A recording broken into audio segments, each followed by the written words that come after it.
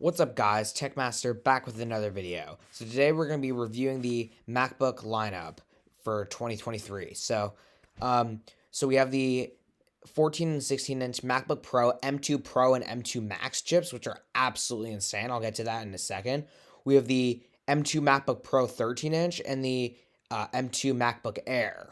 So both of the M2 MacBook Air and M2 MacBook Pro came out in July of 2022, and these M2 Pro and M2 Max chips just released. So yeah. So first, let's compare the displays. So we have a 13.6 inch liquid retina display on the MacBook Air M2. We have a retina display, a 13.3 inch on the MacBook Pro, on the 13 inch M2 MacBook Pro, and a 14.2 inch liquid retina XDR display on the MacBook Pro 14 inch. So there is definitely a thicker bezel on the MacBook Air, but yeah, that's why I think it says that. Then we have the M2 chip on the MacBook Pro and the Air, and then we have the M2 Pro and M2 Max on the 14 inch MacBook Pro. So the specs of the M2 chip are 8-core CPU, 10-core GPU, compared to 12-core GPU and 38-core GPU on the MacBook M2 Pro, or actually M2 Max has 38-core GPU. But basically, these things are insane, these chips. Oh yeah, and then this is where it gets even more ridiculous. The M2 chip has up to 24 gigs of RAM versus the the M2 Max has 96 gigabytes of RAM. Like, who needs that? Like that's just insane. Like, and up to 2 terabytes of internal storage on the M2 chip versus 8 terabytes, which is insane. Yeah. And then battery life is going to be the best on the MacBook Pro M2. And then Touch Bar, of course, Touch ID, and then, all that stuff on there. And then, of course, the M2, and then reviewing some of the other specs, the M2 Max chip has 400 gigabytes of memory bandwidth per second, which is pretty insane, actually. They also has a media engine. Well, I mean, they all have a media engine, but, Then, display, that's good. Camera. We also get a 1080p FaceTime camera on the MacBook Air and the M2 MacBook Air and then 14-inch MacBook Pro. But the MacBook Pro 13-inch M2 only gets a 720p camera, which is severely outdated, like basically since day one, and that's just super outdated because that's just like crappy, like blurry, and it's just a terrible front camera. Oh yeah, and then we also get Wi-Fi 6E on the MacBook Pro 14-inch and 16-inch with the M2 Pro and M2 Max chip and Bluetooth 5.3. Unlike the other ones that only get Wi-Fi 6 and Bluetooth 5. And then that power and battery, and then all this stuff, MacBook Air M2 does get the the MacBook Pros 14 and 16 inch actually don't get the best battery life. The 14 inch MacBook Pro gets the worst battery life, but it does have the worst video playback in general. It's only got 17 hours versus like 20 and 21. The 16 inch is going to definitely be the best. But both of the new MacBook Pros that just came out, the 14 inch and 16 inch, they're gonna have good battery life, especially considering their chips are so efficient that they are insane. MKBHD used the M1 Pro and M1 Max chips, exported 8K videos that were full 8K in 3 minutes. It beat a maxed out 28 core iMac or a Mac Pro, and that was just insane. If you watch his video on the M1 Max chip, he said they are truly next level. So I'm just telling you that now, those are insane.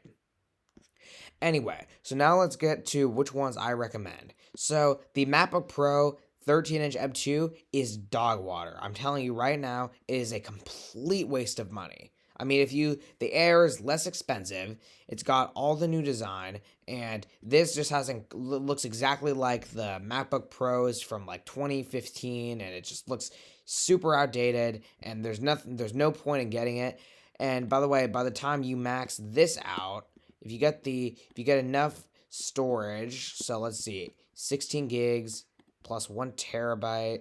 But basically, this is like $200 less expensive than the 14-inch one, which, like, as you can see the specs here, this thing is incredibly powerful. Obviously, it's $2,000. Don't get me wrong. This computer is ridiculously expensive, but it's so powerful that it's definitely not. It's definitely worth it.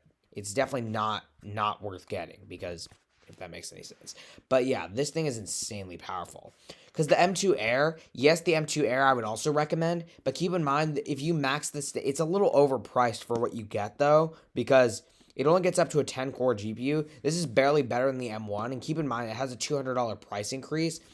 And by the time you, basically, by the time you spec out, or get the same specs as the 14 and 16-inch M2 Pro and M2 Max MacBook Pros, it's basically almost worth getting that, because keep in mind, you only get 8 gigs of RAM, and for $11.99 you only get 256 gigs of SSD, which is not really enough for a lot of people, especially if you use it for a lot of school documents.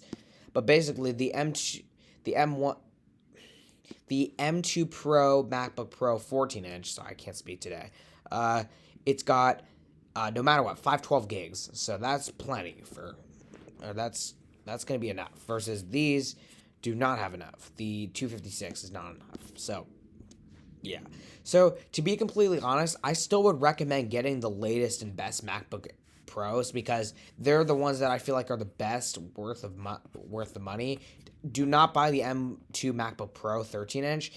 You will regret that decision, because it looks incredibly outdated. The Air is better and it's less expensive. So the only advantage of the M1 or the M2 MacBook Pro is it has a fan. That's it. Like, yes, it's probably got a better thermal system and it also has better battery life, but keep in mind the MacBook Air is going to have great battery life anyway, so it doesn't really matter. And plus, you get the new redesign and better screen, better front camera, everything is better about the Air than the 13-inch MacBook Pro M2. I already made a video about this in July 2022 when it first released, but it is dog water. You should not get it.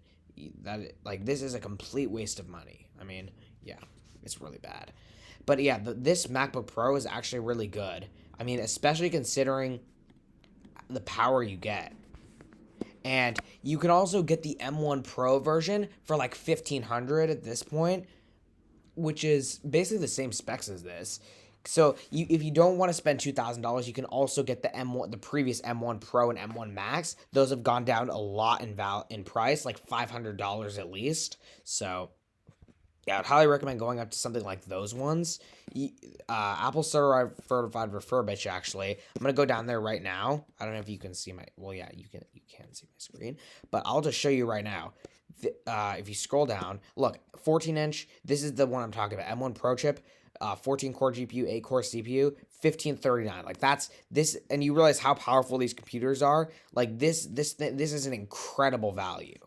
I mean, I'm thinking of probably getting this myself, because I kind of need a new computer. Mine's been driving me nuts. I'm probably going to get one, but anyway, yeah. But yeah, I would recommend those ones. And then, wow, even the 16-inch one, this is less than 2,000. This is basically the best computer. And you're, MacBook Pro, besides the M2 ones, these are the best that you can get. So the point I'm trying to make is, I would highly recommend getting these ones secondhand, because, the Intel ones are more expensive and they're absolutely shitty. So, all these Intel ones are worse, and they're, they're not here now, but I promise you there was Intel ones. And the M2, basically, though, this is the best value one for sure. Anyway, let me get back to what I was doing. So I'm just switching tabs. I should probably edit this a little more, but anyway, it doesn't really matter. So MacBook Pro, compare. There obviously is the M1 MacBook Air still too, but that thing is 2 years old, so that wouldn't be my first choice. Yes, it's the cheapest MacBook Air. It's still very good, but keep in mind you have a 7-core GPU. It's not the full spec'd out version of the M1 chip. So like I'm already having issues with mine. So basically what I'm trying to say, I don't think this is really worth it as much as it used to be. It's still a great computer, but I wouldn't recommend buying it new from Apple because like it's gonna have issues soon enough. So like as you can see, 7-core GPU, you only get 256 SSD. But basically, by the time you get this one, it's basically worth getting the M2 Air and stuff. I don't know, it's a whole dilemma, but basically just like I wouldn't buy the M1 MacBook Air, the first one, new anymore. It's not really a great deal, if you know what I mean. But if you buy it secondhand, that's a whole different story. Yeah. Anyway, though, that's it for this video. It's been a really long video, but yeah, like I said, MacBook Pro 14 and 16 inch. Those are my top choices for you guys. Otherwise, get the M1 Pro and M1 Max because those are definitely better than the M2 Airs, and they're basically the same price at this point. So I'd highly recommend going to those again because you get much better CPU and GPU cores on the M1 Pro and M1 Max versus the M2. Again, you would think it would be better, but it's not. Again, the M2 is only up to a 10-core GPU versus the M1 Pro is up to like a 16-core GPU, which is, it's better. So, yeah. Anyway, peace out, guys. See you in the next video.